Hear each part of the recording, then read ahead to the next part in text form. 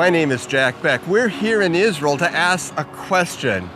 Are you living out the purpose of your place? That's a question that I contemplate here as I think about why God chose this as the Holy Land and why He put His chosen people here. The reality is that there were two needs that God had in terms of the plan of salvation for a setting. He needed to have both isolation and access.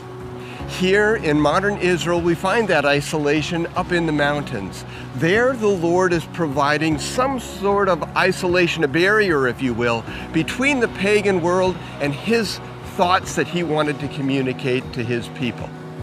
But once He had done that, and once He had enacted the entire plan of salvation, it was time for distribution of that information, and that's where this spot comes in. The coastal plain where we find access to the world. This is the world at Israel's doorstep. You know, you and I live where we do, not just because that's where we work, it's where our family is, where we go to school. We live where we do because God has a purpose for us, just like Israel did here in this land. And so it's important for us to ask the question, are we living out the purpose of our place?